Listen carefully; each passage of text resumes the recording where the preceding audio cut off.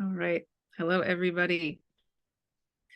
This is Martha Alter Hines, and I am here with Chris Skidmore. So many of you already are familiar with Chris, and this is something like our fourth or fifth conversation We've had a recording. few now, yeah. We've had a few, which is great. Yeah. Yeah. And so this conversation is going to be pretty different from all of the other ones we've had. And I'm really looking forward to it. I've wanted to have this conversation with you, Chris, I think probably from the first time we talked. And so the gist of what we're going to be doing today is I asked Chris to have a conversation with me, with all of us, about his personal relationship with mythology, but also with the sacred history of Greece and the sacred history of the mythology of Greece and the sacred sites in Greece itself, because Chris, you've been to them at least once, more than once, twice?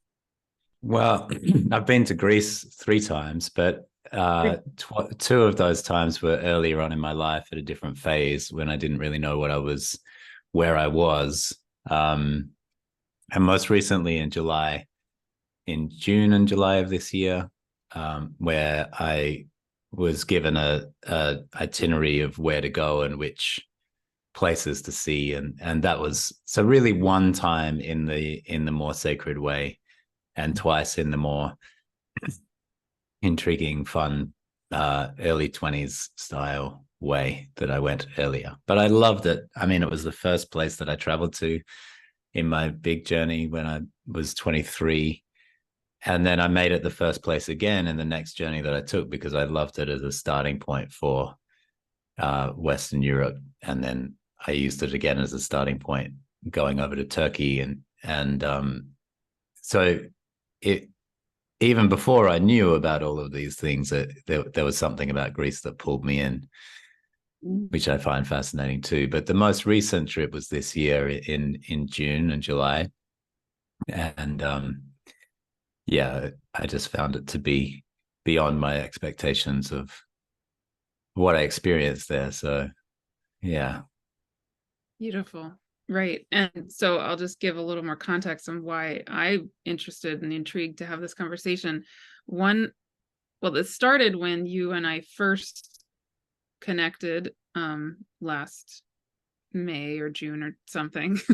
and and the very first conversation I ever had with you, I had a really big turning point in my own perspective on Greek and Roman mythology. I had, up until that point, I really had this perspective that Greek and Roman mythology associated with astrology is in a lot of ways not desirable because of its strongly patriarchal lens or something along those lines.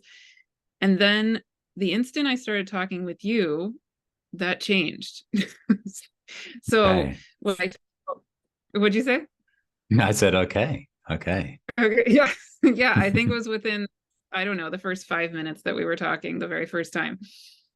And what I felt immediately meeting you and talking with you was this epiphany that, hang on a second, these stories, this mythology, this culture that these stories come out of has a sacred history. It really, Mm. truly does. Mm. Um, and I feel like there's a certain element of,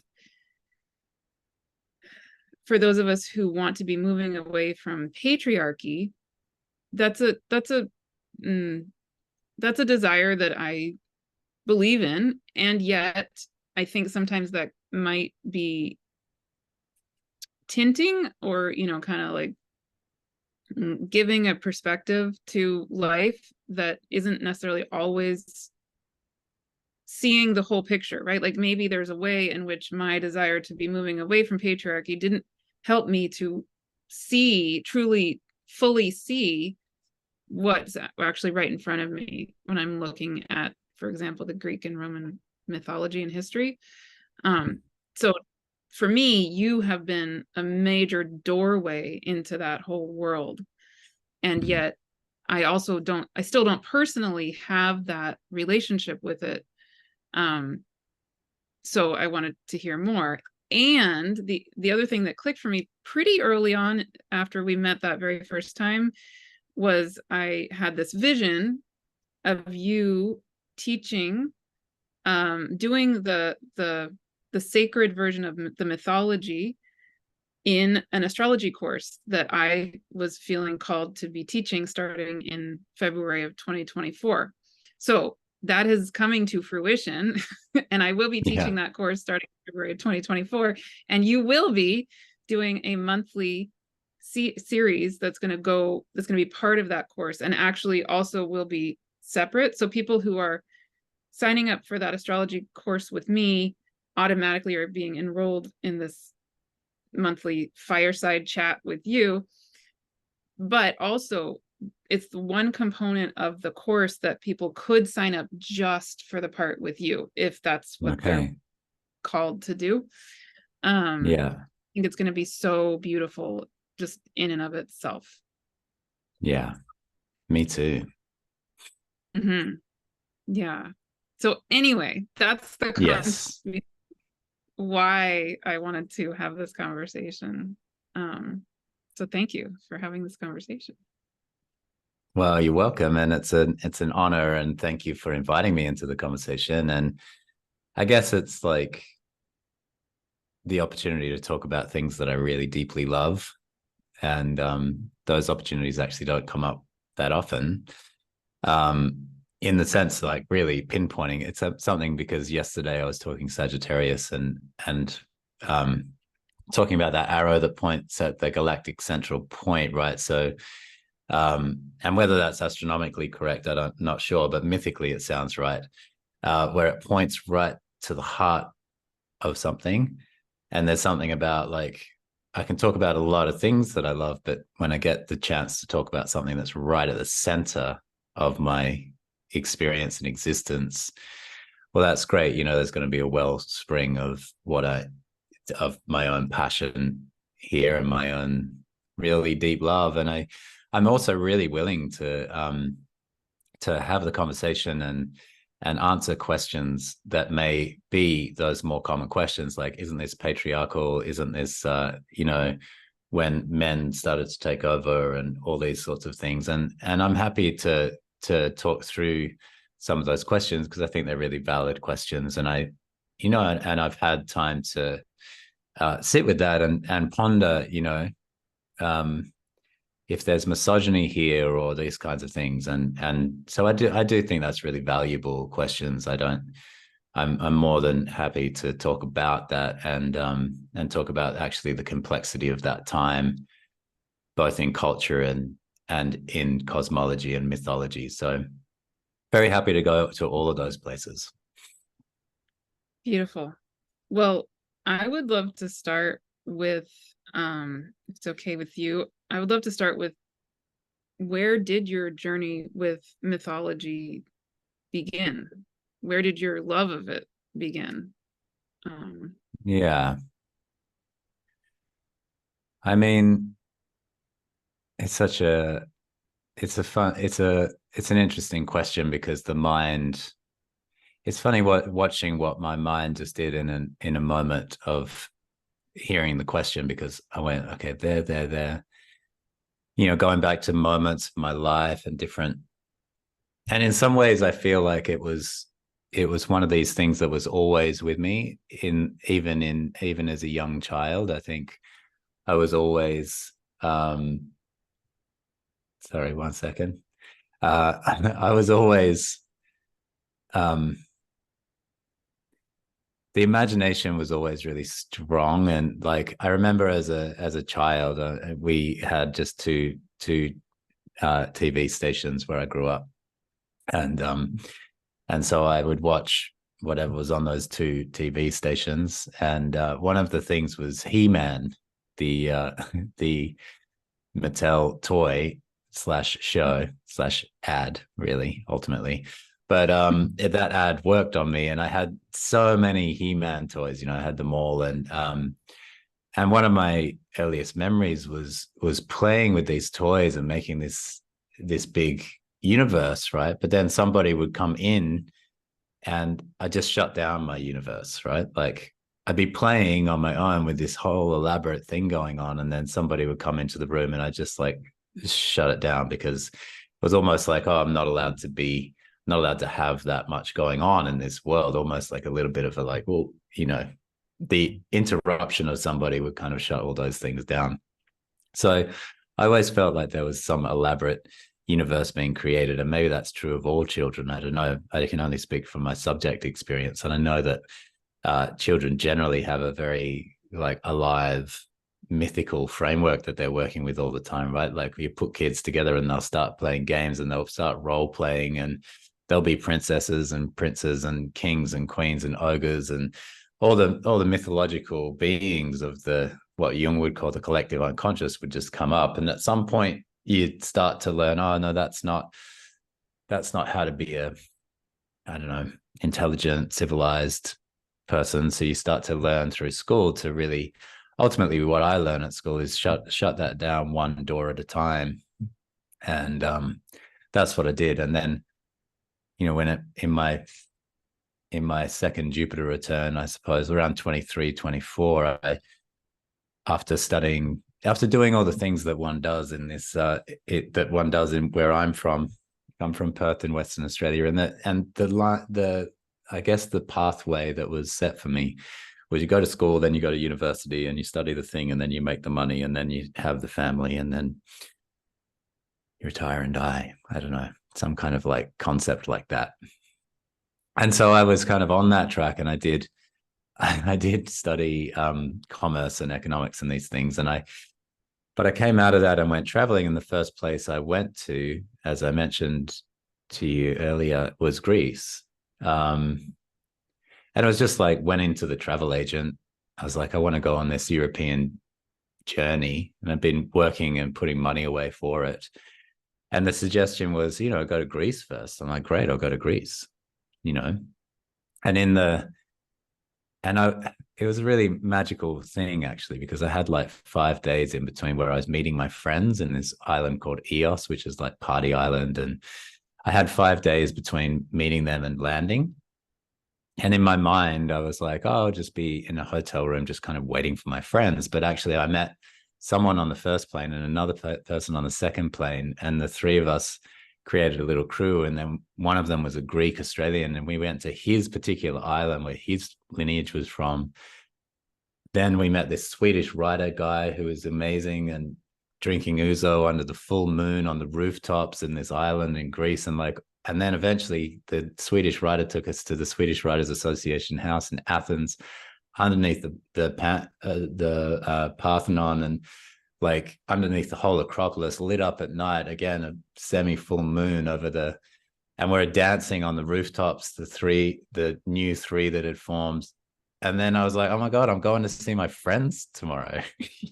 Like, oh damn, I've had this plan from like the previous me 5 days ago, before all of this started to happen, before I realized that, like there's this emergent reality. If you let it occur, it just starts to occur. And there's a certain frame of mind you got to be in, and a certain disposition that brings that forward. I was starting to realize it's not like it was random. There was a space I was in that was allowing for these magical things to happen. And one after the other in those 5 days, they all happened. It was like, this is incredible and beautiful and poetic. And I'm talking about all sorts of things, philosophy, and like we would have these epic long conversations. We'd be up most of the night. Just, it was so alive, so vibrant. And then when I went and saw my friends again, I was like, oh, I remember this. And it's not that appealing, actually. We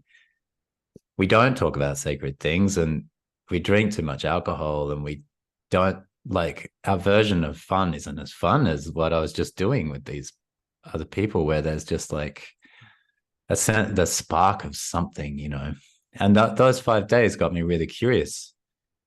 Like, what happened? What part did I play in that, or was it random, or does it just happen, or do you participate in the universe in some particular way? So that, in some ways, I tell that story because, well, that got me into a mythic framework before I knew what that even meant. Because I was starting to ask questions about a different form of reality, like an emergent form of reality that when I'm in my regular life, I don't even perceive as possible.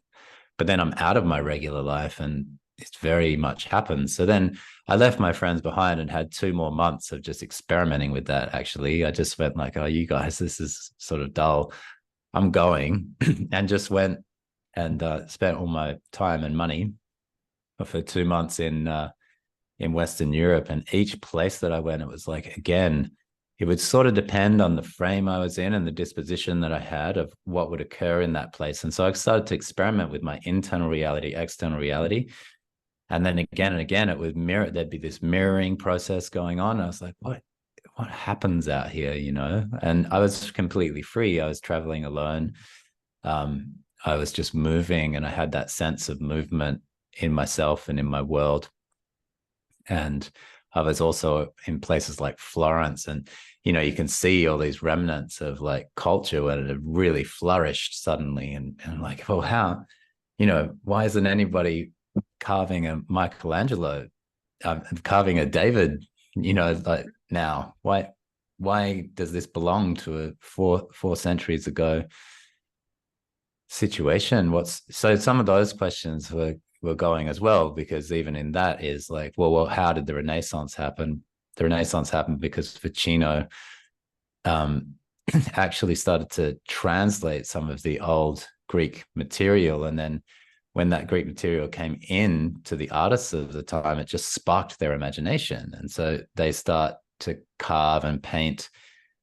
They just would weave in the Greek mythology with the Christian traditions, and suddenly this big polytheistic thing splashed out across Italy at the time, right? You suddenly had these incredible people come out of that cultural movement of Renaissance, which means rebirth. So it's like the rebirth of beauty and art and culture. It suddenly like all comes to life, and I felt myself longing for something I didn't even know had existed before. So when I saw these great works of art, which are expressions of that mythology, right? They're expressions of it.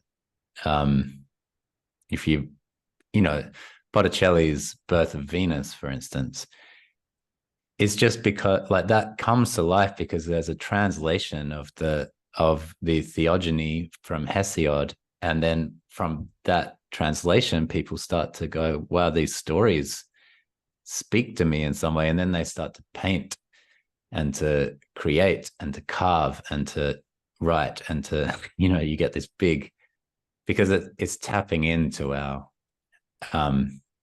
imaginative way of seeing reality rather than our more literal way of seeing reality, or our more sensory grounded way of seeing reality. It allows for this fantastical way of seeing reality. I believe only myth can actually do that, but there was a big gap between noticing all of this stuff and picking up mythology. And I guess astrology for me was a bridge in a way, because I started to get interested in astrology at around that time, around 2003, 2004, when all of this was happening. Astrology sort of wandered into my world too. And I was like, oh, what is this? This has got some real juice in it too. And then over the years, I was sort of interested in astrology, but also my dreams and also the spirit world. And I had these mentors who were mediums. And so I was starting to really open to the invisible world in a deep way. But I found in all those openings to the invisible world, I didn't have a framework that could hold it. So what would happen is that I'd have an experience, like just say, like let's say I see a spirit walking by and I have an interaction with that spirit, and I know that that's real, what happened, but I don't have a framework to bring it back into in my everyday world. So it ends up remaining like a dream. Like, did that happen? I can ask myself, did that happen? Was that real? Whereas when I'm in the moment, it's very real. There's a spirit here and I'm chatting with it, or I'm helping my friend cross over to the other world, or because she's just died or something like this. These are experiences that I had. But when I came back to my everyday world, there wasn't a cosmology that could actually hold those experiences, because that's not what my culture ever gave me. My culture gave me, ultimately, when I think about what myths my culture gave me, I was raised Catholic. So there was that component of it, that there's a God in heaven and he's a wrathful God if you're bad. So you have to go and do your confessions and you have to, keep purging yourself of your sins. So that's an interesting set of mythologies. That was the main thing I remember from it anyway. And of course, we did Bible study and all that kind of stuff. And I got confirmed into the church and all of those things. And then what other mythologies were there? Like Santa Claus is a mythology and Tooth Fairy is a mythology, and buy stuff. That's the edict of the culture, like buy things and make sure you keep consuming and keep the economy going. So the economy is a mythology. When I realized all of this, I studied economics and I studied mythology just in the form of economics and marketing, studied the mythology of marketing. All of these things had gods behind them, I realized. So then if you fast forward a little bit, when I started to pick up in 2008, I started to get more into the Joseph Campbell stuff and picked up Liz Green-Howard Sesportus's books, which pulled on a lot more mythology because it was like a depth psychology, Jungian-based astrology. And those books I was just like absorbing into my psyche. Like I really did absorb them. I just didn't put them down. I was just like taking them in more and more and more. And the main thrust of those that really got me was that they referenced these old stories. And so then the question was, how do I find out more about these stories? And that's actually not so easy because there's a few things kind of in the way of discovering them. And so I would research and go in and find things out, but it wasn't until really, to be honest, I had a pretty good basis in mythology through astrology, but it was 2020 when I picked up Brian Clark's book, which is called Soul Symbol Imagination. So I had it sent to me. I picked it up and I read like the first chapter. And I'm like, oh my God, finally somebody's speaking exactly to what I'm into. Because I was also getting into Jung and Hillman and all these things. So that had been quite a few years of digging around in that material. And that's obviously very mythic. But then when I found Brian's work, I was like, wow, okay, this guy's an astrologer. He's an elder. He's a classicist. He's a scholar of the classics. He's very much soulful and spiritual, but very real as well and grounded. And I just loved what I was getting in the transmission from his book. And I looked at the back and I saw his website and I got on there and then I found his email address and I emailed him and asked him if he'd be up for being a mentor, if he'd be up for mentoring me. And he wrote, and I sent him my website that I'd only just made on the soulsterms.com. And I sent him that and I was like, this is what I'm doing and about and wanting to learn more about. Would you be interested? And he, like a day or two later, he wrote this really long, considered message. And he'd looked at my website, he'd read everything on it. And he was like, we clearly have a lot of things in common. And he's like, yeah, I'm not sure what it'll look like, but why don't we just meet? And since then we've met every 2 weeks. And he's been like a supervisor to my astrology work. That's one of the things that he does with me. But also just a dear friend and a mentor and a guide. And he's played a really fatherly role in my life, actually. And slowly but surely, just in conversations with him, he's got so much, right? If you want to go to astrosynthesis.com.au, you can find, he's just so generous. He's written so many things, articles, books, and everything. A lot of it you can just have for free from his website.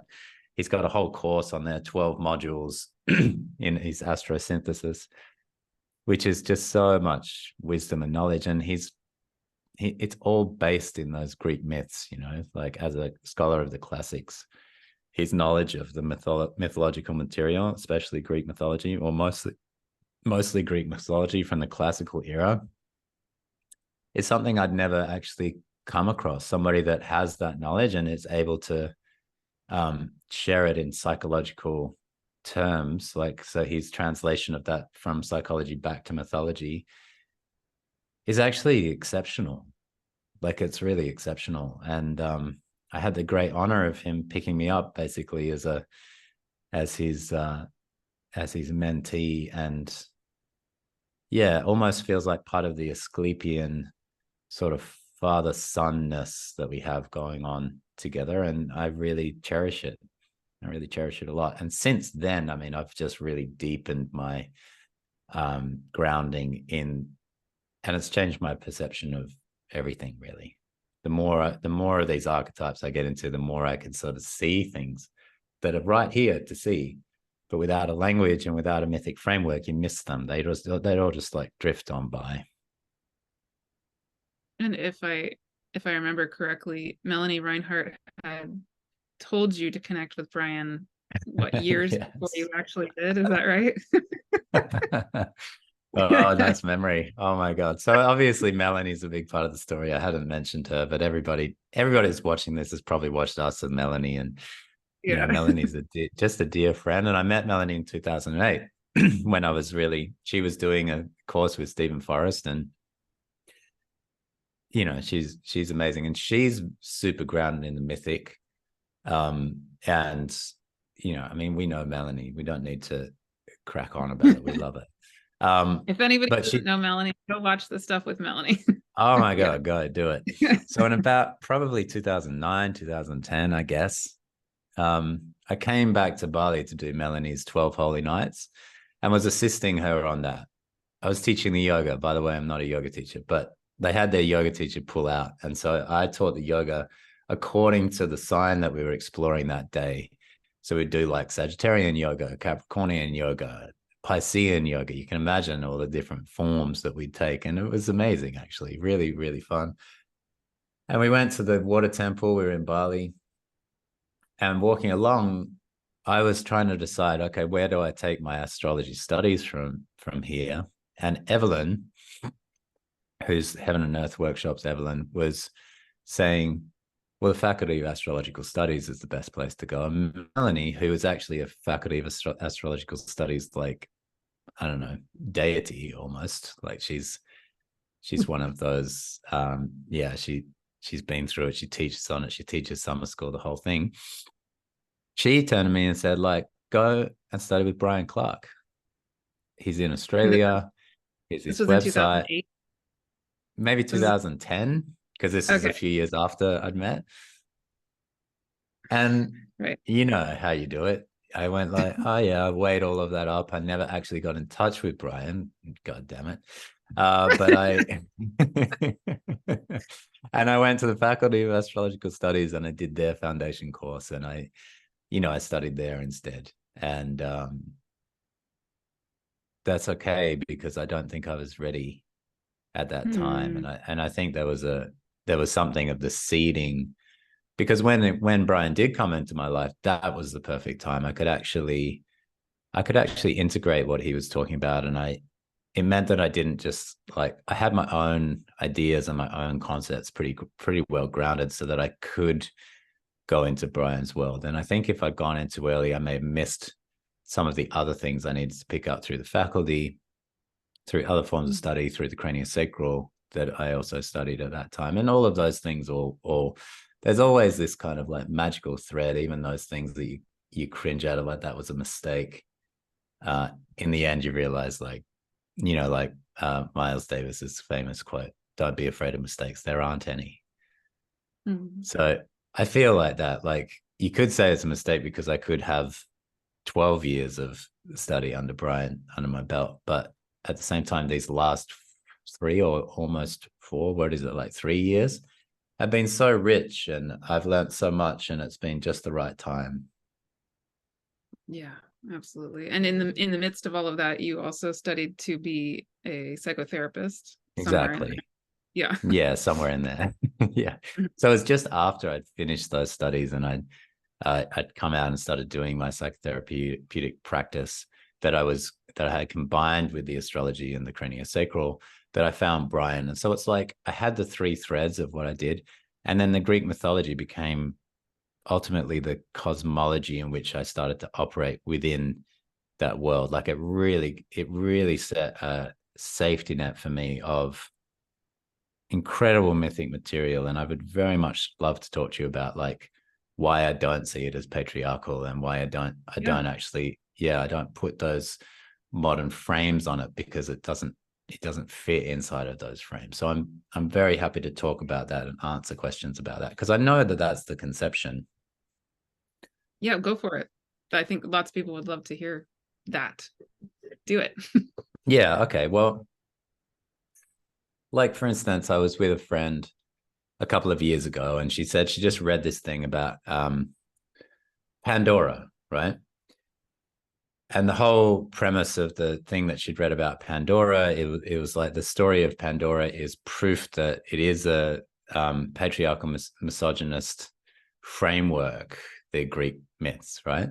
And the argument there is because, okay, in that worldview, there was a world with only men, and then Pandora was introduced to the world with only men as a punishment for Prometheus stealing the fire. So you can look at that and you can pull that out of Greek mythology and say, well, that's misogynist. That's like clearly making some comments about, almost like Eve being the one that has to eat the apple or these kinds of things. It's making this kind of commentary. The problem about doing that is that it's extraordinarily reductionist because you're pulling out one story out of literally thousands, if not tens of thousands, if not like unlimited stories. So by doing that, you don't pull out, say, we could look to the opposite end of the spectrum and look at the Amazonians. Now, the Amazonians were a race of women, the followers of Artemis, that detested men and wanted to become as strong as men so that they just wouldn't need them anymore. And basically, so you look at a story like this where there's a man-hating race of women, basically. And do we say, well, that's clearly, so Greek culture is clearly misandrous, which is, misandry is the word for hating men, right? Which we may not know, it's not so common as misogyny, but there is such a thing. And then there's misanthropy, which is the hating of the humans altogether. So all three of those are possibilities of where your psyche might land. But we don't pull that story out and say, like, well, the Greeks obviously hated men, right? We don't do, the story is there. We could pull that out and extract it and say, like, well, this is an example of that there's man hating going on there. But we can pull out the story of Pandora and say, this is an example of woman hating. So there's a bit of a skew here, I feel, where, well, there's so many stories occurring at the same time, so many different figures all interacting with each other. And yeah, some of them will come across as though they're anti a particular thing. But that could be the poet that's writing that. That could be, a certain sort of trend that was taking hold. I think we have to remember also in ancient Greece, it's not just one empire like, say, Rome was. So when we went from Greece into Rome, we had like Rome. But Athens was never that. Athens never had like an empire. It was never that dominant. It maximized itself at 50,000 people. That's the most it ever got to. And there were all these parts around where there were other cultures basically within ancient Greece.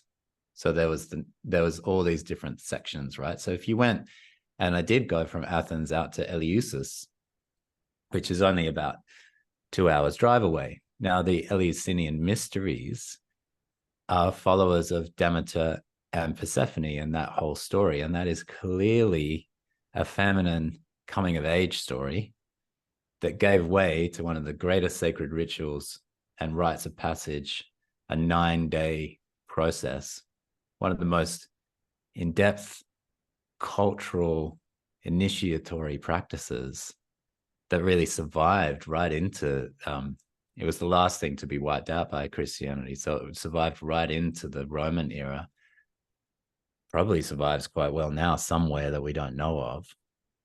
But that is very clearly a feminine-based rite of passage story that is acknowledged and honored and loved by the Greeks of the time.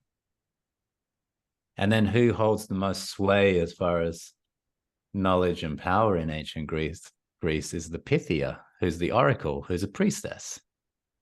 And whatever that priestess says, no matter where you're coming from, whichever land the kings and whoever, the rulers of these different lands are coming from, it's what Pythia says that is going to matter, that's going to shape their fortune. So at the pinnacle, have we got a freeze? Little freeze.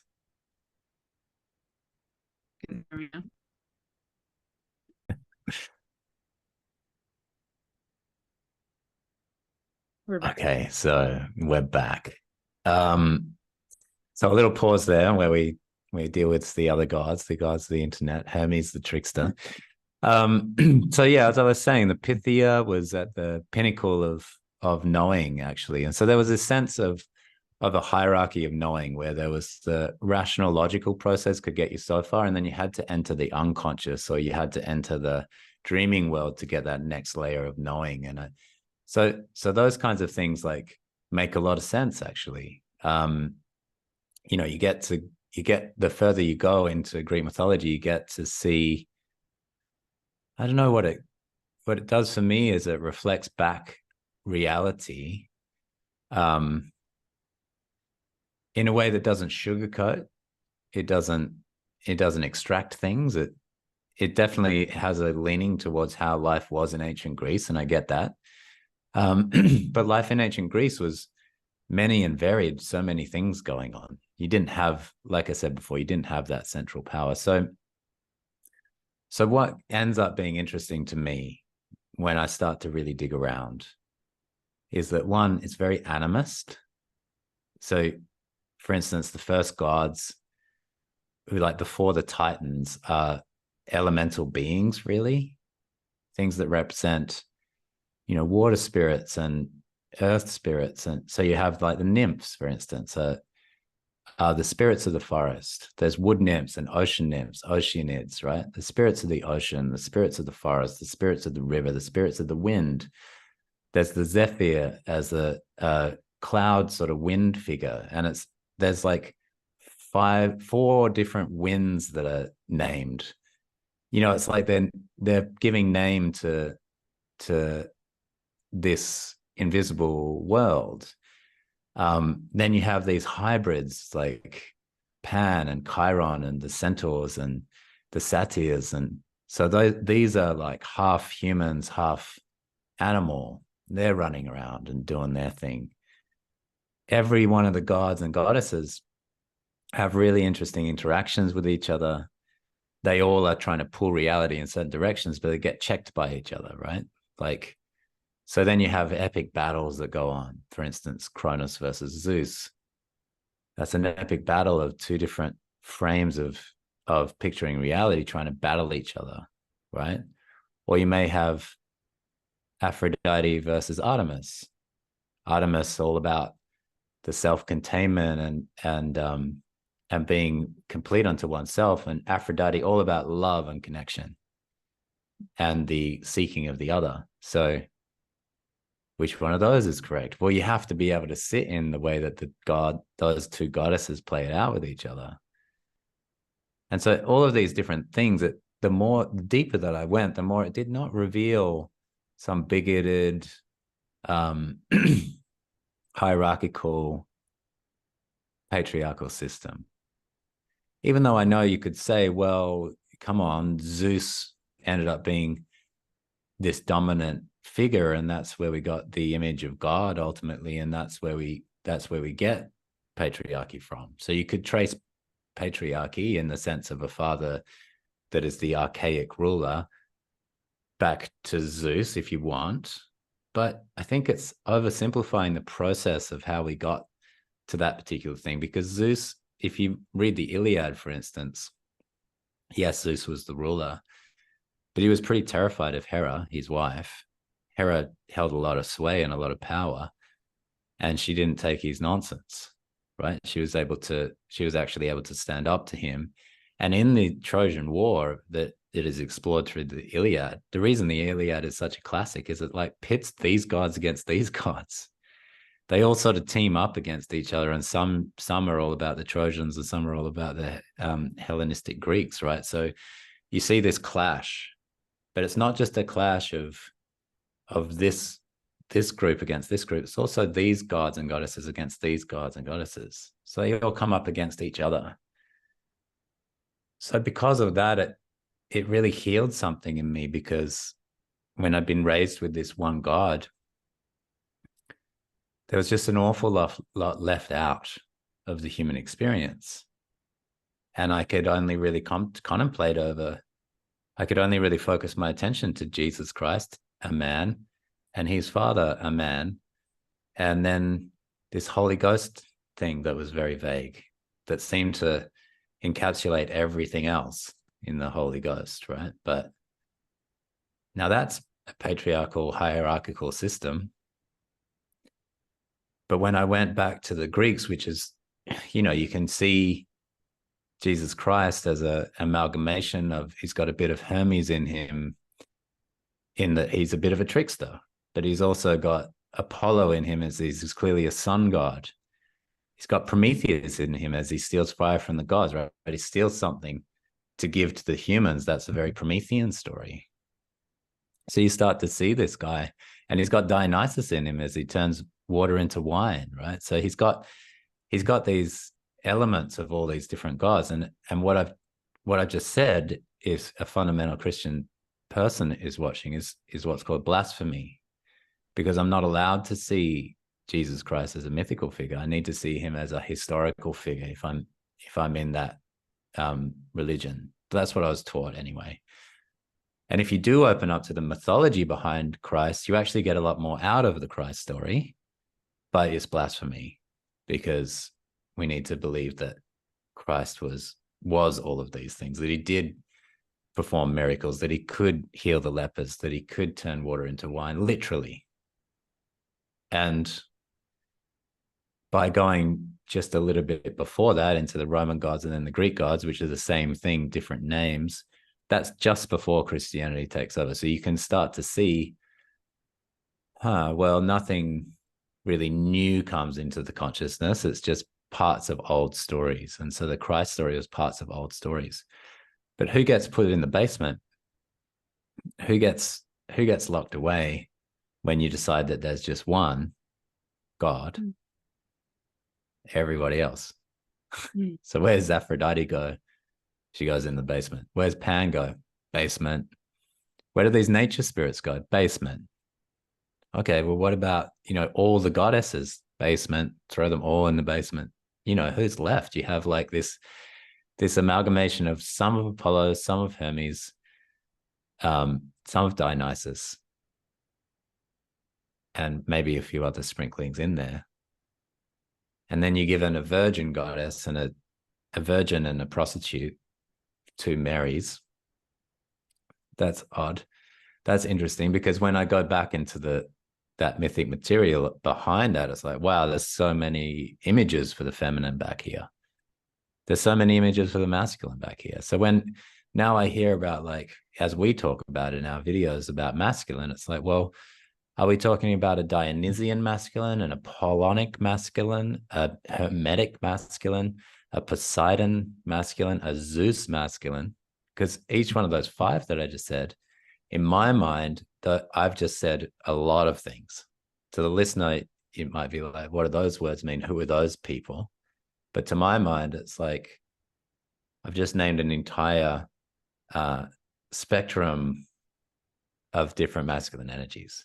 And then when it's feminine, it's like, okay, do you mean Aphrodite, like the lover feminine, or Hera, the mother feminine, or Artemis, the wild feminine, Athena, the powerful warrior feminine? What are we talking about? And in a polytheistic tradition, the word feminine has an entire spectrum. It can't help it because there's so many goddesses to pick from. And I've just named some major ones, but you could pick out the minor ones and start to look at, you could, not that Persephone is minor at all, but like there's Persephone as well that I didn't mention. So the dark feminine, or you could pull from, or some of the nymphs, or Echo, for instance, is one of my favorite figures. And so the feminine actually goes into this enormous spectrum, and the masculine goes into this enormous spectrum.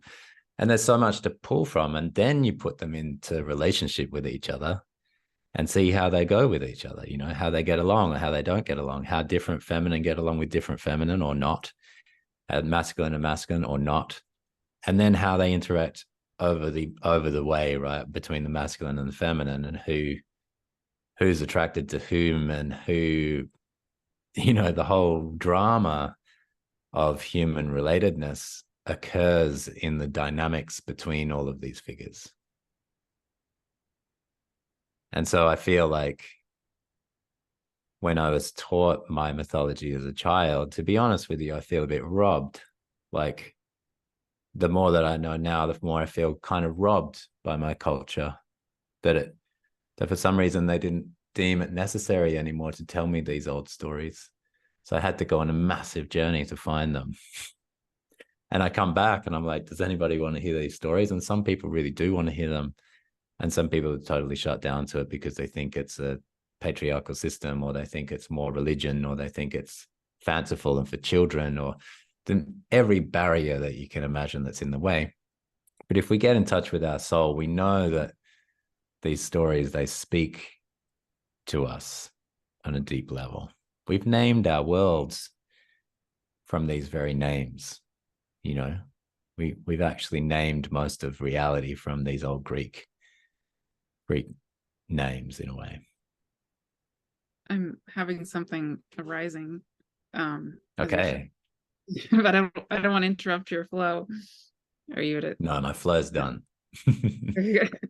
So, yeah, I mean, I think you and I have talked about this in previous videos, but so I'm channeling the series of books and called the Living the One Light series. It's a total of 8 books, and the middle 3 are called the Love Speaks, the Goddesses Speak, and the Gods Speak.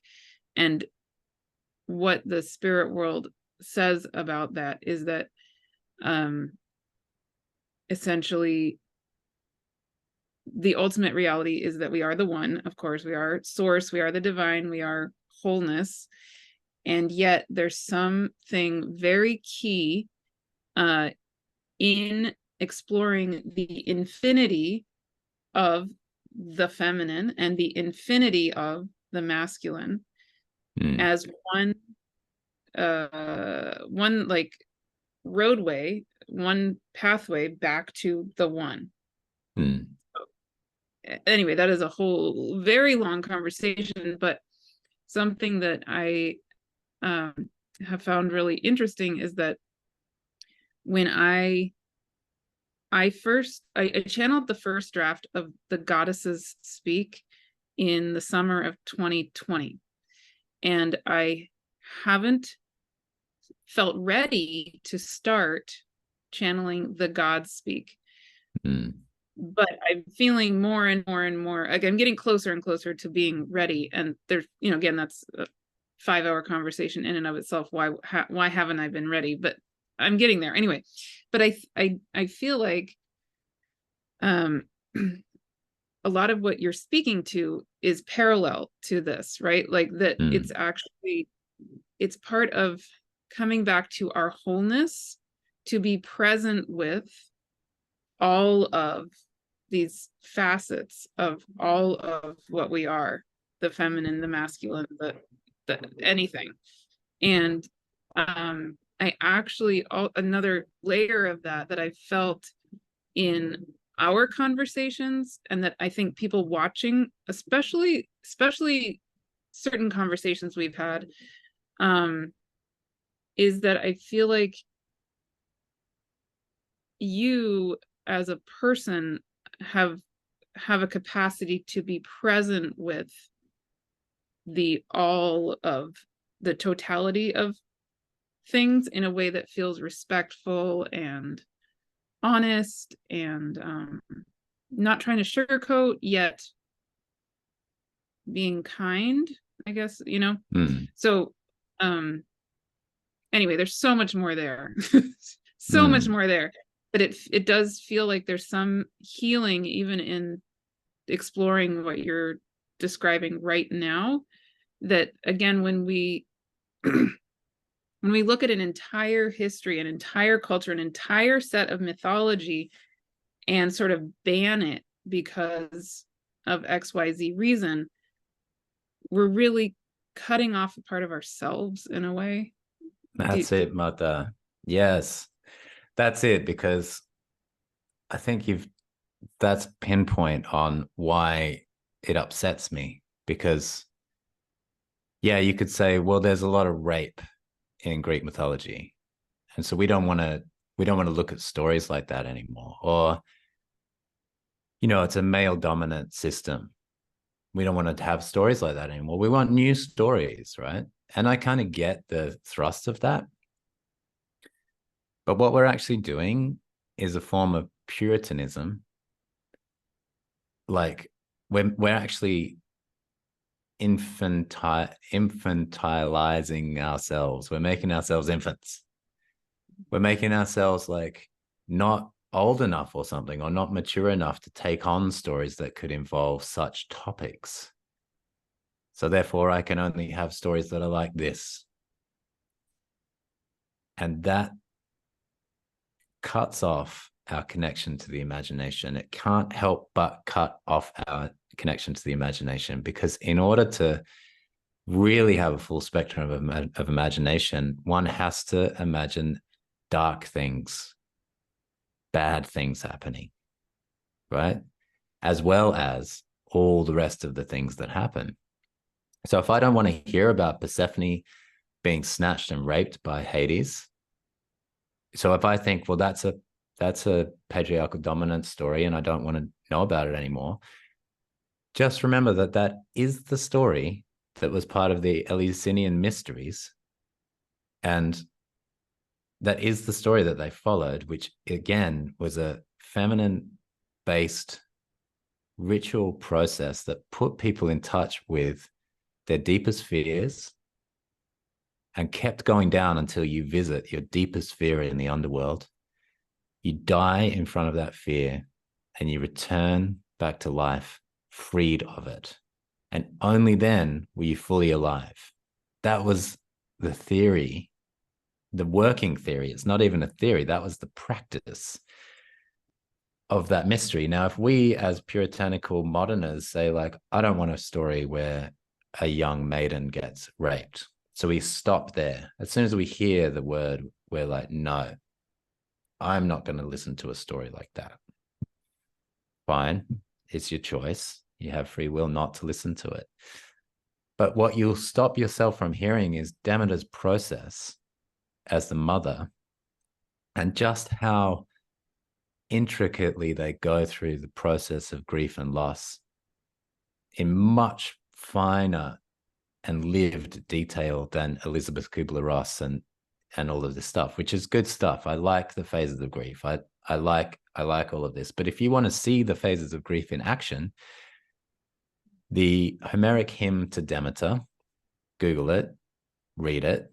It's right there for all of us. And it's our cultural inheritance to read it. And it's from about 800 BC, 700 BC, this intricately laid out process of grieving and loss that Demeter goes through. All the phases are in it: bargaining, denial, anger, rage, actually. But then there's other things that are also thrown in: depression, then ultimately acceptance. All of that is actually in there, plus other elements of grief that we may not see in the models we have, because when it's in its mythic form, you can discover it for yourself.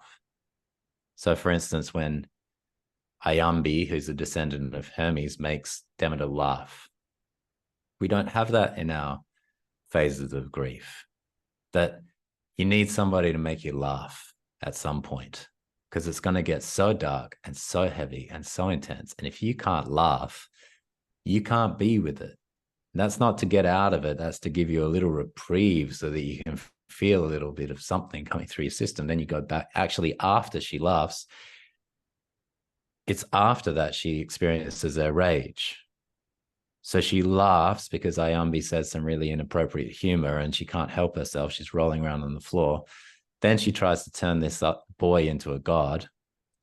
And then when she gets busted trying to turn the boy into a god, she turns into full-on rage goddess and decides that enough of this. I'm not going to do my work as a goddess. Her name is Demeter or Ceres, who's where we get cereal from, right? Like the crops, and she just goes no and stops. Her rage is so full on that she turns everything barren. She's like, I'm not participating anymore. And it's through that movement that Zeus then looks down and goes like, wow, everything's going to die. If I don't do something about this, everything's going to die, because she isn't doing her work anymore as the goddess of nature and the goddess of things growing, basically. So nothing is growing. That's the kind of rage that we can feel, where we don't want to grow anything anymore. We just want, like, we would turn into destructive energy. And if we don't know that that's a part of the story of grief and loss, then we may just go into a spiral and never come out when that happens, because we don't have a storyline to help us see that there's more to it than just that. And if we don't enter the story because we don't want to hear about Persephone getting snatched and raped by Hades, then there's nowhere to go. Then you can make up your new stories, but they'll likely be shallow unless you connect them to the old stories, right? Like you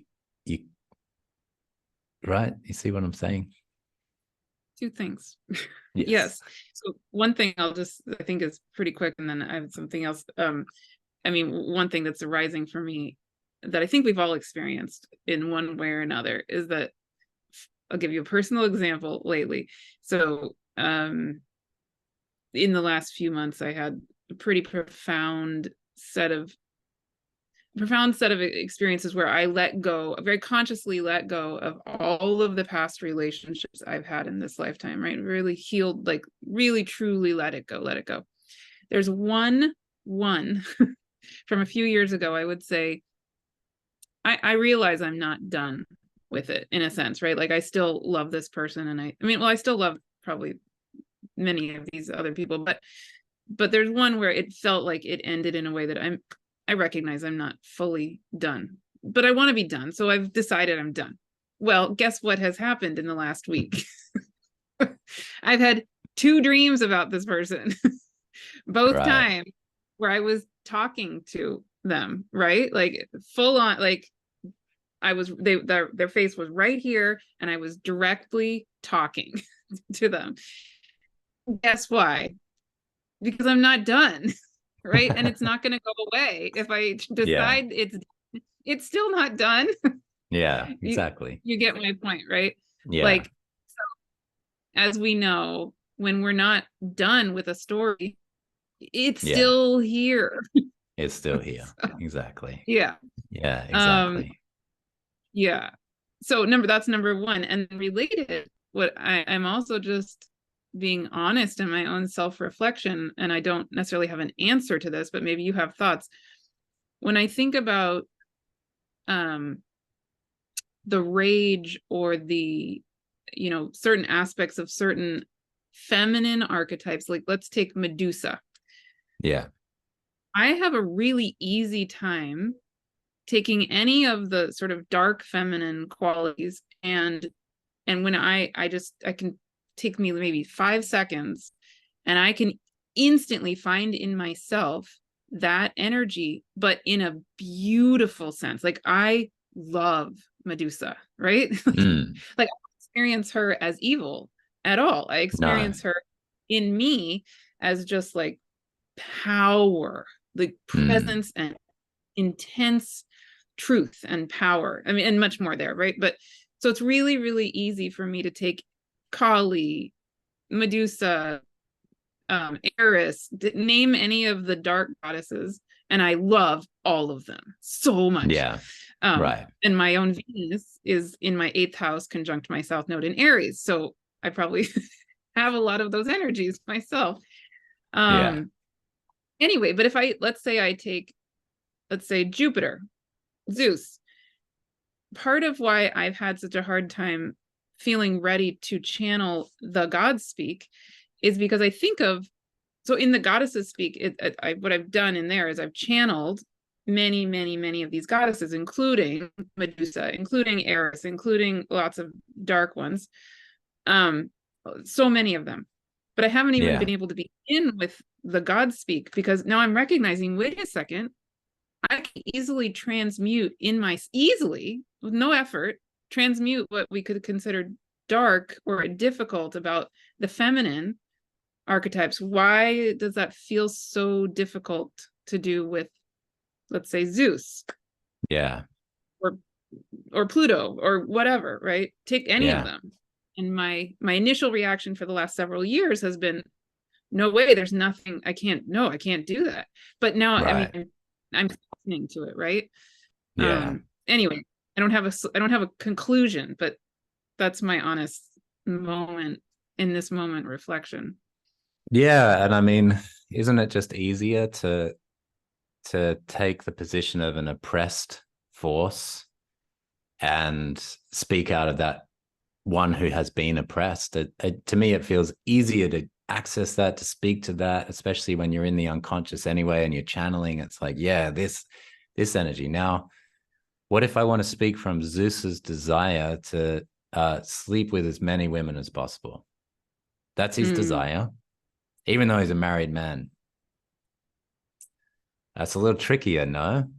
Isn't that don't we get into some dicey, oppressor energy when we go into that energy, right? We get into something that's really like, oh, I don't. So then if we don't like that component of reality, we may just start editing, just erase it. And then what I'll do is I'll just tell these stories and not those stories. Okay, that's an option.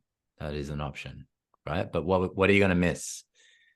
Because the problem with the mythology we've been given through religion is it's morally based. It's moral stories. So if you're used to moral stories, then you don't want to tell a story about Zeus sleeping with every woman he finds attractive. What's the moral in that? There's no moral there. Or Hermes stealing Apollo's cattle because he's a thief. There's no moral there, right? These aren't going to end up in and so therefore you should live this way. Actually, for Hermes, it sort of works out for him, all that thievery, because he's a thief by nature. If it was a moral story, we would anticipate punishment and then understand that we shouldn't steal, right? Thou shalt not steal. It's a commandment.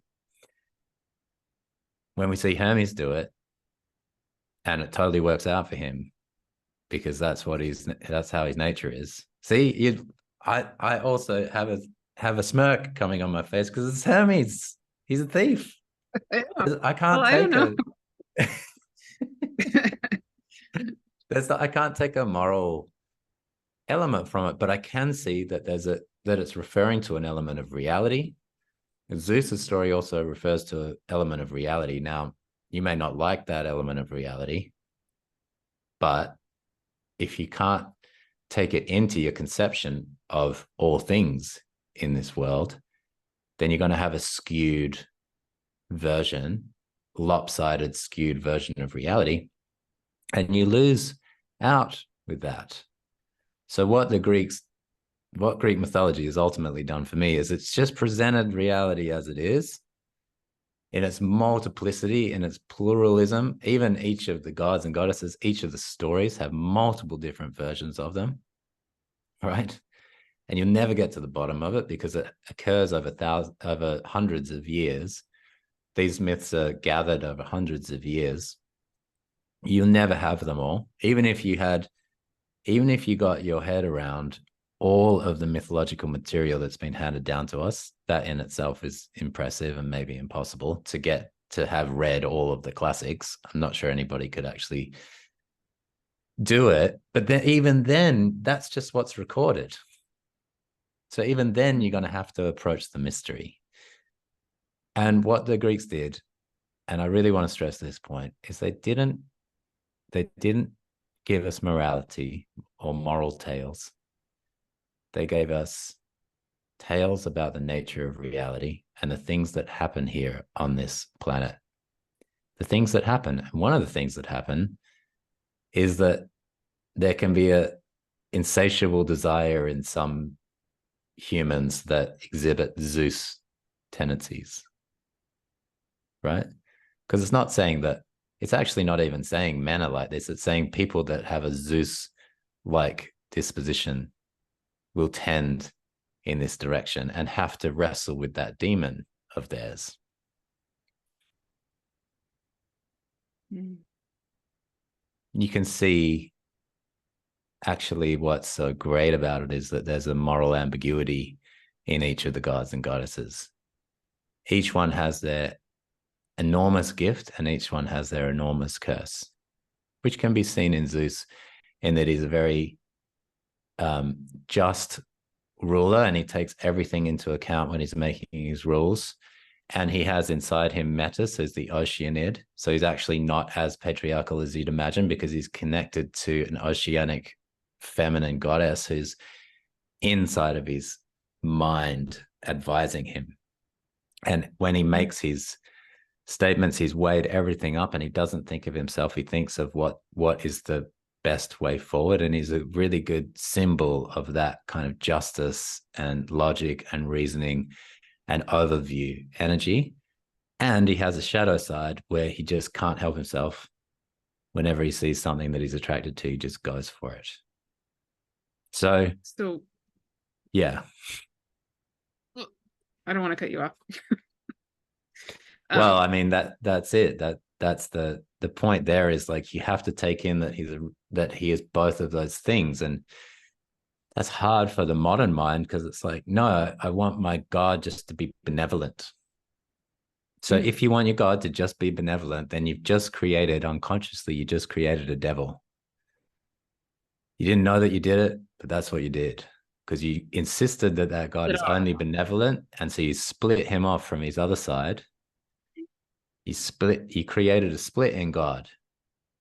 And then you have to put that split God away as far away from that upper benevolent God as possible and make a malevolent devil.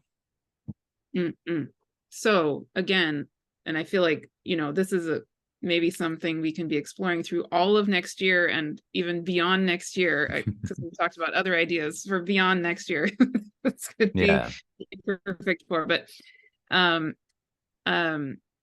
again, what I'm sitting with as you're saying this is, so let's take any of the dark goddesses, for example. Eris.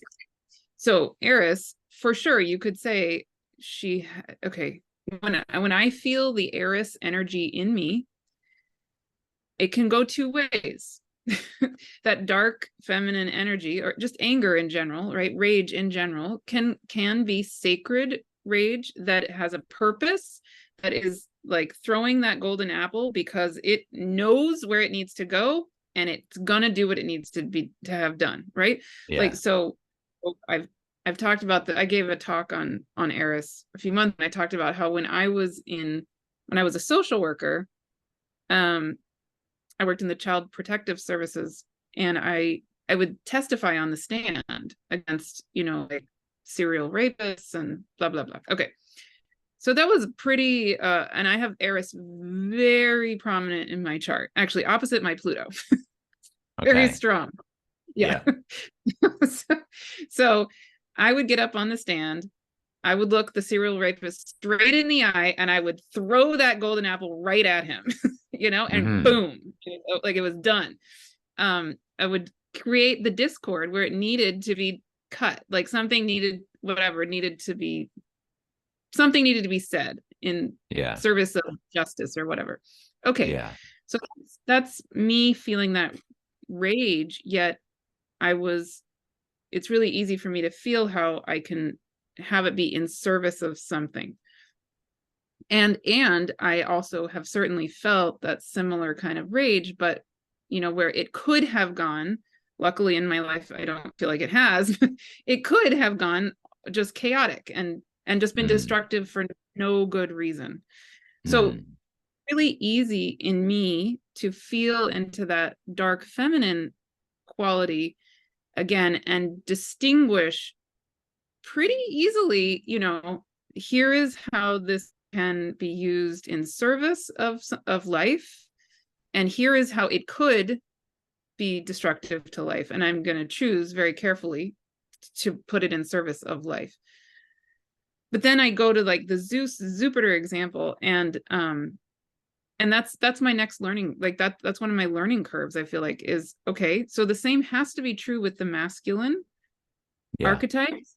There has to be a way to, certainly I can be really honest, sure, there's a part of me, not that I've ever done this and I don't plan to and I won't, but there's a part of me that could just want to sleep with blah, blah, blah, people but I wouldn't, right? I don't, but I know that feeling in myself. It's not like I don't understand that feel. I understand that feeling. And yet there has to be an element, like when I just in this moment feel into Zeus energy, what I feel is like this lightning bolt, the light, like the light, the energy, like the power of being the god who is the leader, like the leader who is holding space in some very, very powerful way. Anyway, I have to feel into it much. I've barely even begun to even try, but you kind of get my point, is that with the feminine energies, it's so natural to me to feel their nuances. And with the gods, for whatever reason, I'm at the very beginning of that journey in myself. Yeah.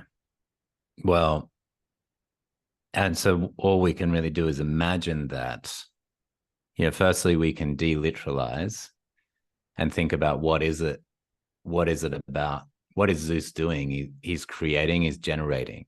That's what, if we deliteralize and make it less about the sleeping with women side, he's creating things. And what he creates in the myths with the women is a whole set of amazing other demigods. And, like Hercules is born through that. Most of the demigods we know are born through that. There's just, Athena is born through that. So many of the gods and goddesses that we get that's from the Zeus lineage are Zeus and someone else. So then he's a generative force, he's a creative force, and he's creating multiple things all of the time. If we deliteralize, if we take it out of that he's a philanderer, we can then get like, oh, there's something about this energy that, as you say, lightning bolt energy, overview energy, vision, the visionary. But then when he comes down into the world, he can create in multiple different ways. Imagine if I could do that. Now imagine also if that energy goes wrong and I have a so then I play out the dark, as in the twisted side of it. In my day world, I'm this super powerful CEO type, and in the night world, I'm going around and getting up to all sorts of Zeus-like shadow Zeus trouble, right? Now, is that an uncommon thing? That is a story that we can relate to. And then by bringing it into the mythology, bringing it into the cosmology, it's very much easier to see. We're not so surprised by it that could happen, that somebody could be a super high-powered, rich CEO living in New York, doing his thing during the day, and in his night world, although he has a wife and children and everything, he sneaks out and he goes and sleeps with all the prostitutes and takes all the cocaine, sneaks back in, lives his day world again. The two worlds get split off. The two Zeuses get split off. Now, that's not a moral story. It's like, this can happen too. And maybe the men that are in that situation read about Zeus and they're like, whoa, I'm seeing some interesting reflections here. What am I doing? Right? Because they can see their story reflected back to them in mythology. If they never see it reflected back to them in mythology, how do you heal a split if you can't see the split? It's a split. So your night world persona is completely cut off from your day world persona, which we could say is a shadow of Zeus energy. Now, an integrated Zeus energy is like you're powerful and able to be a protector of your family and a visionary in the world. And you're also able to create in multiple different ways. Like you become a polymath. I see like Leonardo and these kind of cats as they're the polymaths. They're integrated Zeus energies, aren't they? They have that leadership and they're at the front of culture. And then they create in multiple different ways. You know, Leonardo creating the helicopter back in, you know, like the floor plans for a helicopter back in those days, as well as the Mona Lisa, and as well as, you know, like, and Michelangelo not only being able to do something exquisite as carve David. And if you've ever been to Florence and seen it rather than on a screen, it's like so impressive from one block of marble. And then you're in the Vatican and you seeing the Sistine Chapel and you're like, what? The same guy did this, that did that?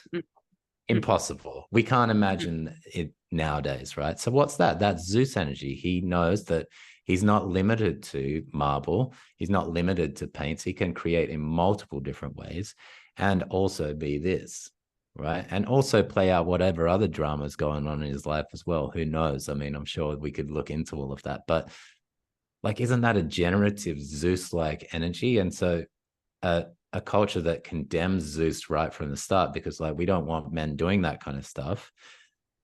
Okay, fair. No, we don't. I get it. The solution to that is not to condemn, much like the Eris story speaks of. The solution to that is not to condemn, because then you get a golden apple thrown at you. And when the golden apple gets thrown at you, it creates an enormous war. That's what Eris ultimately stands for. No, she basically sets in motion the circumstances for the Trojan War, which is one of the historically great wars. So mythic, literal mythic, one of those kind of things.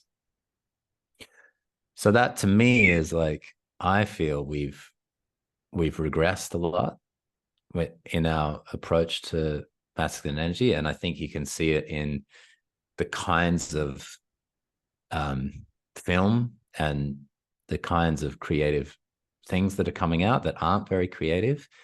And then you see it on the other side with a hugely high level of addiction, depression, suicide in men.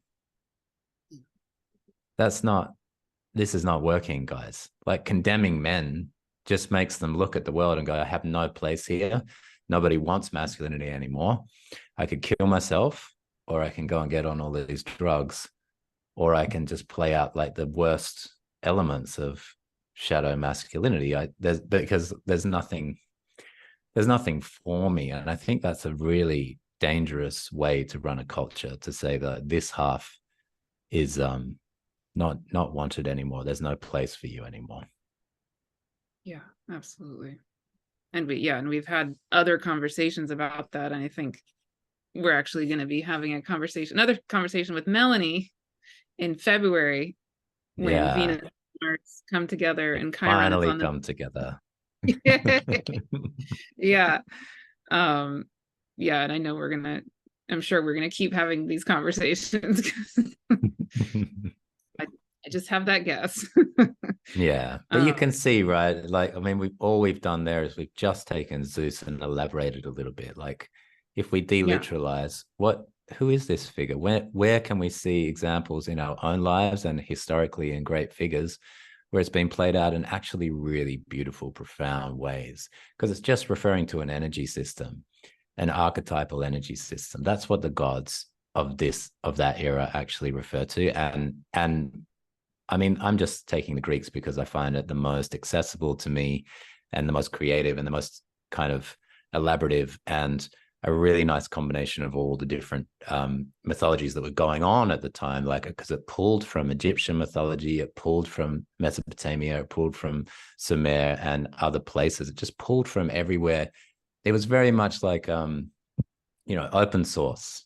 Anybody could play with anything that came in. That's why when Aphrodite comes in to the story, she's entering the Greek pantheon, clearly from somewhere else, like she's wandered in from the east or or somewhere. She's come in from a different culture. It's something that maybe the Greeks didn't have much of a handle on, this kind of energy, but she forced her way in. And because she was an observable part of reality too, so they had to work her into the mythology. Observable reality worked into cosmology. That's very different than, we want you to behave this way, so we'll tell you these stories. That's a very different, those are two completely different ways to use stories. One opens you up to like, wow, this is a magical world. All sorts of things can happen here. It's a little bit scary because like anything could happen at any time. And that makes me feel a bit like, less settled for a little while I adjust to that. Or the moral stories is like, if you do these things, you'll be rewarded. If you're not rewarded here on earth, don't worry, you'll be rewarded in heaven. But for the most part, you're going to be punished. I don't know. I know which kind of stories I prefer. Yeah, well, and again, I said this a little while ago, but one thing that strikes me over and over and over again, I mean, again, I haven't known you very long, what, 6 months or less, or something like that. But I have experienced you enough to know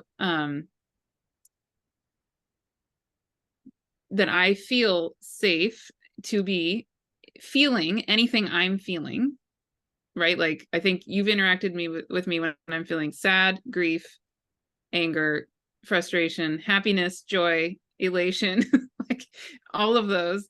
And I think I've interacted with you when you've been both feeling ways. Yeah, that all goes of both those ways. too. Yeah. Right?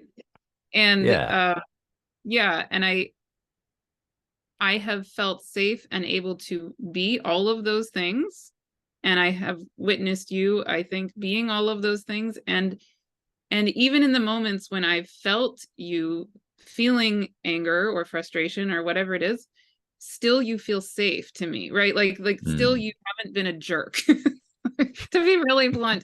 I mean, and which is just not to be taken for granted. I don't take that for granted. And I think it speaks to part of what I think is so needed in our world, and actually needed in our exploration of these myths, in our exploration of astrology, in our exploration of healing, what healing is. Because I think healing ultimately is holding space for wholeness, period. Right? Like, if we splinter off anything, anger, frustration, grief, whatever it is, we're not holding space for wholeness anymore. And maybe there's some need for like it to be okay to be a jerk in some form too. I don't know. But anyway, that's a different conversation maybe. But that's something that I really deeply appreciate about you, is that I do feel that you hold that space for the wholeness. And anyway, it's very unusual. Well, an example is today, before coming on to this call, for the audience, I'm back at home in my hometown of Perth, and there's been a loss in the family, and I'm struggling with that. And what felt good was for me to just be as I am in that space, which involves sadness and sorrow and grief and anger and loss, frustration, all of those things.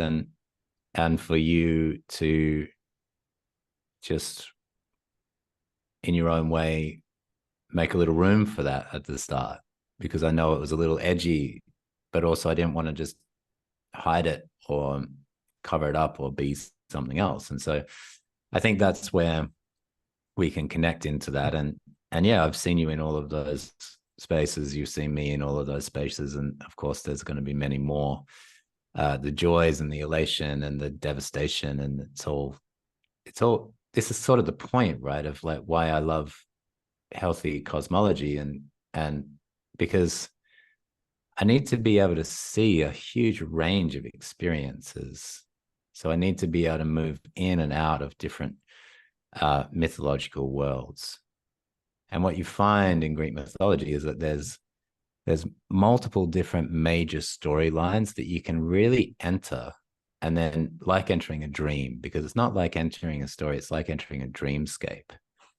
So for instance, if I'm entering, say, the Minoan labyrinth story, like there's so many things happening in that story, from the bull that's sent from the ocean by Poseidon, to the Minotaur, to Daedalus and his labyrinth building, and Ariadne's thread, and all of these images that are around Theseus, the hero that enters that labyrinth, Ariadne ending up being abandoned on this island and finding Dionysus there.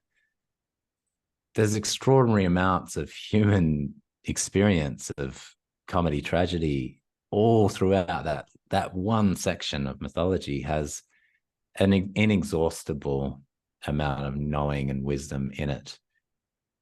And then I can go from that to a completely different set of mythologies within the same world and get completely different feeling tones. And maybe if I flip from this poet to that poet to that poet, I can get a different experience again, because it's going to come through the subjective layer. You know, like you get a sense of Hesiod being a bit of a misanthropist, a little bit of like an anti-human dude. You get a sense of that, but you can flip to another poet who has a more sunny kind of feeling about life, and then flip to the tragedy poets. You know, Oedipus is a great tragedy, for instance, and you can flip and flip.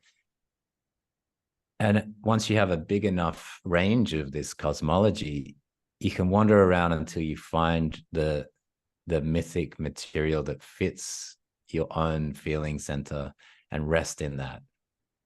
Just by exploring those characters, even like, what does it feel like to be in this story? You know, let's say you feel disempowered and you've lost your voice. Well, Echo is a great story for that. She lost her voice too. She could only repeat back what others said.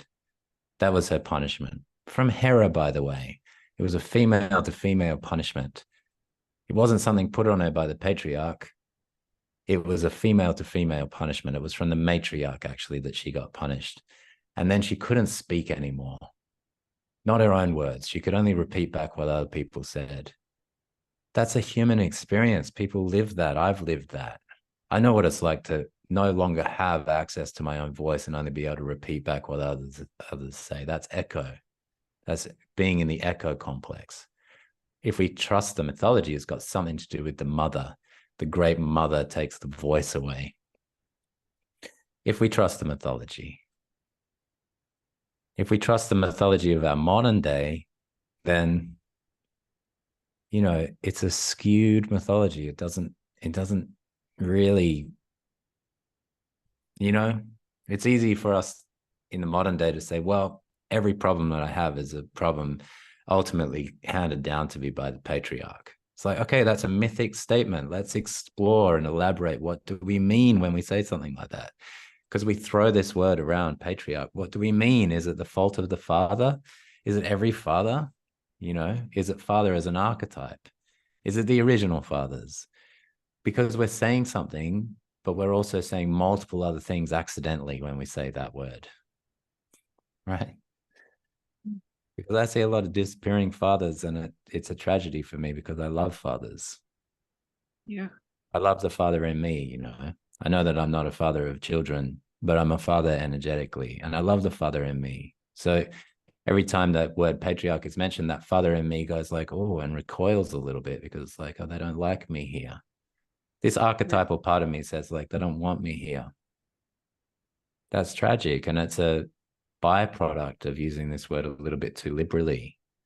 I get what it means though. And I'm not arguing that it's true. You know, there's been oppression. I'm not saying there hasn't been.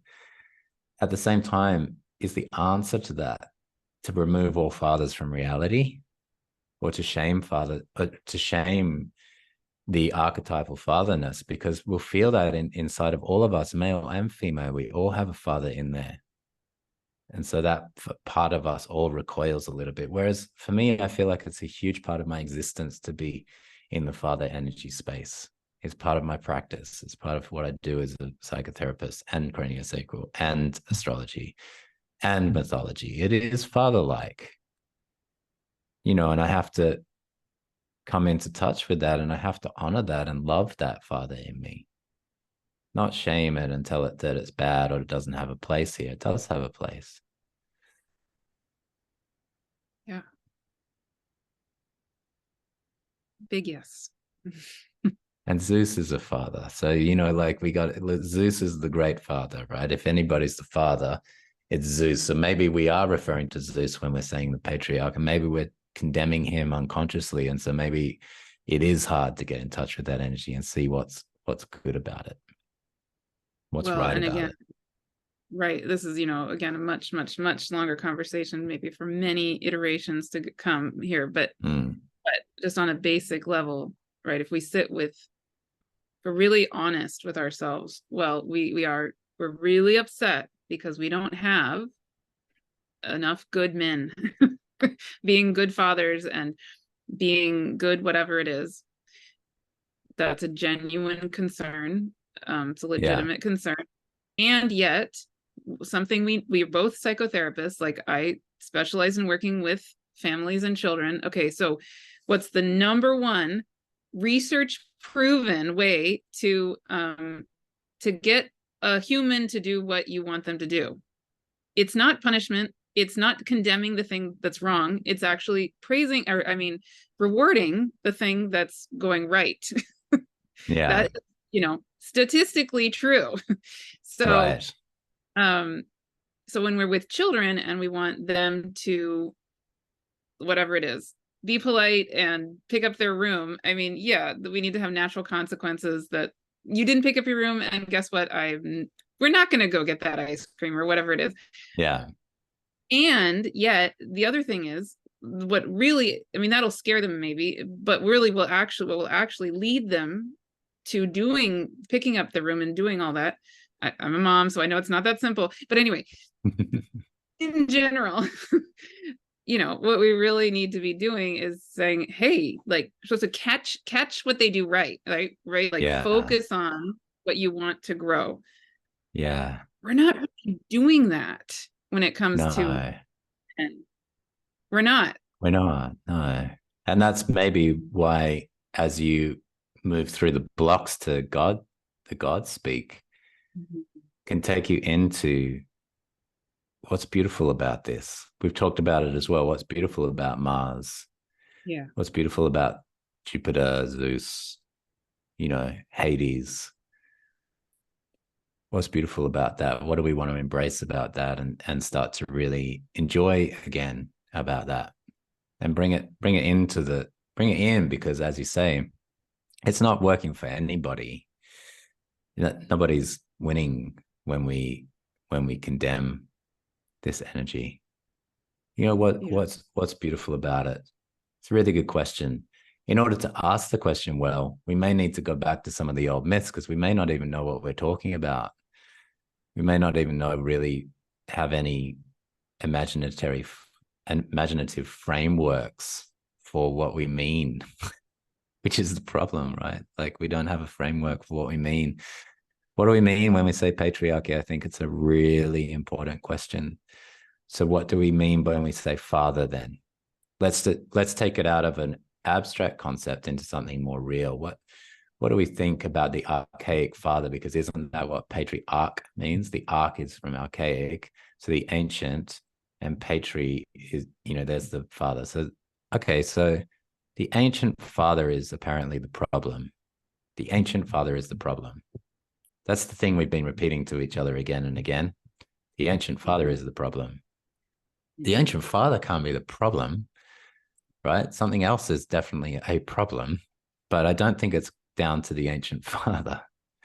No. There's a craving, a longing for father energy, I think, in this world, from a lot of us, like quite literally from, we want our fathers to be fathers.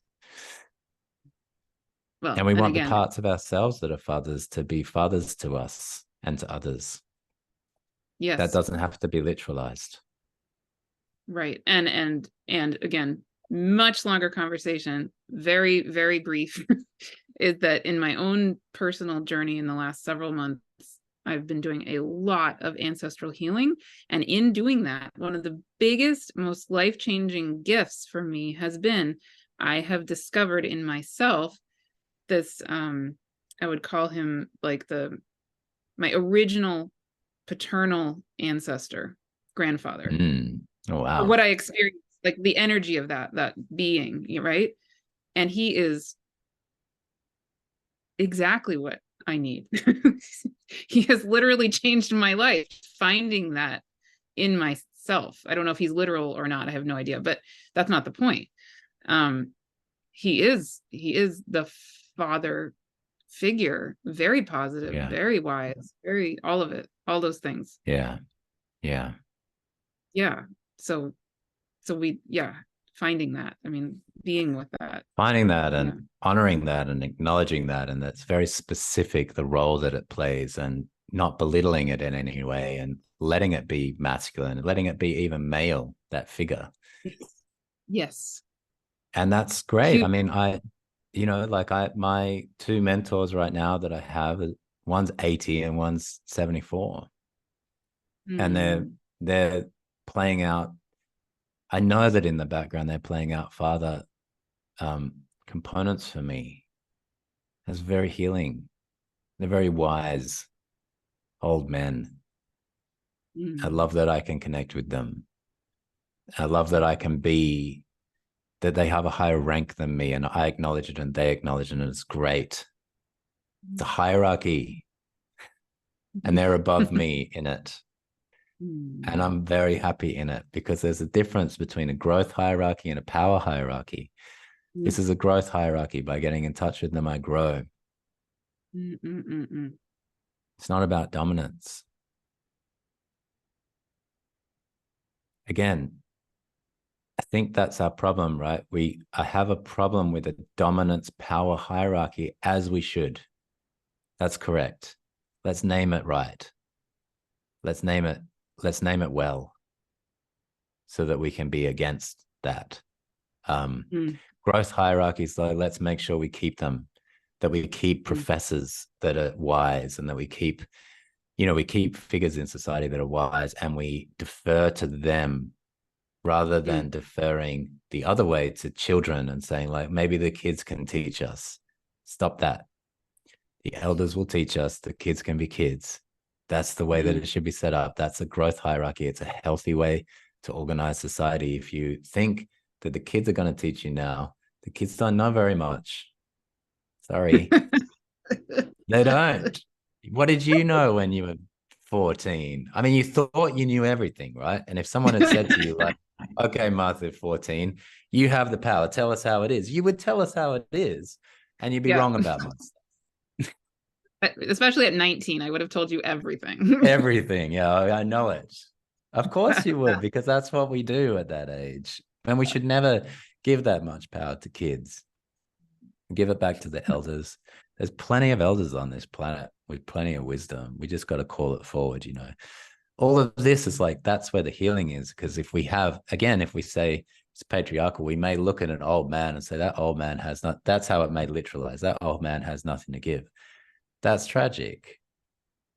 Because a lot of old men have a lot to offer, actually. They've lived a whole life. I would say almost, right? Even if they're the most deplorable, have done the worst things, well, there's wisdom there too. They can also teach you, like, here's how it worked out for me to do all of those awful things. Like, here's how I feel about my life now. I want to hear the tragedy. I want to hear the beauty. I want to be able to hear it all. And I want to be able to hear from people that are higher than me in the growth hierarchy. I've always thought it out. I've always thought out these figures. That's unconscious. I've done that unconsciously through really my whole life, and I'll continue to. Yeah, when I think of this grandfather figure for me, one of the most healing, beautiful images I have is of him sitting on a rock under a tree, this big canopy of a tree, and he's just sitting there. And then I am sitting there with my cousins, my extended family. We're just all sitting, and he's just sitting, and that's it. But like Yeah. I get so much just by being there, right? It's like not even needing to come through. Like he'll just look in my image of this. He'll just look in my eyes. And it's almost like the stone itself, the tree itself, just, Yeah. you know, it's like this. It's an deep, elemental force. This is the thing. This is it's a stone, it's a tree. Exactly. This is an elemental. It's in nature. It's not just in the humans. Humans pick it up and humans can live it out. And it's a beautiful thing to watch when the human lives that out. And why wouldn't we want to be in touch with that? Now, if we've made a rejection of that from the outset, we may not recognize it. If we don't have healthy cosmologies and mythologies, we may not recognize these things. In fact, I'm going to go a step further. We will not, because we need a mythic underpinning in order to see. If you can't imagine it, you can't see it. If you can't imagine it, you can't see it. I think that's why going back to the Greeks, going back to Greek mythology has changed my life. Because by being able to imagine it, I can now see it. That doesn't mean I can help others see it necessarily, but I can sure get on here, chat with you, do my podcast, tell stories, and just see what people pick up from that. I know I'll do my best. Yeah, it's amazing. And again, I unfortunately have to end this because yes, I have another meeting. Okay, perfect. But I mean, to be continued in so To many be ways. continued. Yeah. Including in this 12-month series. And is there anything you would like to say to people who are feeling called to perhaps join either the whole astrology course with me, which includes this time with you once a month for a year, and or to people who maybe don't feel called to do the astrology course, but do feel really drawn and want to do this monthly fireside chat with you?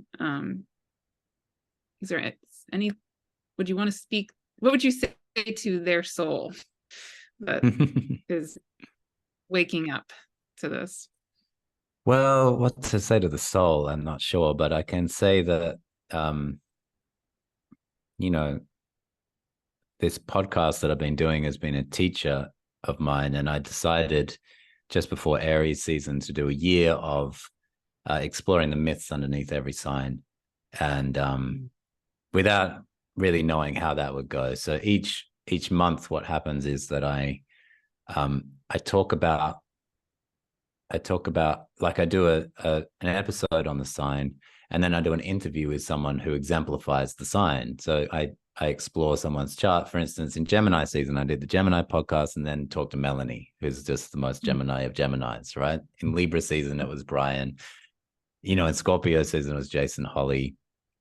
I've got Michael Mead coming up in January for Capricorn, which is an incredible conversation. And then each one I'm like accompanying with an exploration of the signs. So this has been my year. Now, if you are in this course that you have, what you'll be getting is that after my year of doing that, I'm kind of just going to like bring the learnings to the fireside, and we'll start again in Aries. So what you'll have is like, I've explored it a year earlier. I take my findings from that. It's all integrated into a whole year of process. And then I just chat from there. You know, I chat from that energy. I'll listen back probably to the podcast that I made and maybe the interview that I had. That one was Rick Levine. That was crazy. But it was amazing. Rick, oh my God. Yeah. But just I'll have that, and I would just be telling stories, you know, from that and interacting. And it will be like we're by the fireside, but we're also being led by what the sun's journey is. So it's not just that we'll be telling stories, we'll be telling stories that are ripe and relevant for the moment. That sounds fun to me. I don't know. I'd join up. I'd sign up. And my cat is showing right now. Okay. Yes. Awesome. Yes. Perfect. Once again, you know, how many hours can we do this for? Many. Many. Yeah. So yes, we will. And those and of we you will. We will. Those of you who want to join us, please do. I'm going to put the link Absolutely. for everything. Yeah. And she wants to join us. She was Of trying to, course, she'll be there. she wants to find something to purr on. Sign her up. Yeah, sign her up. Get her in Leo season for sure. Awesome. Okay, very good. Thank you so much, Chris, and thank you, everybody. Please share your thoughts, feelings, be in touch with us, and we're gonna see you all soon. Thanks, Mata. See you, everybody. Bye.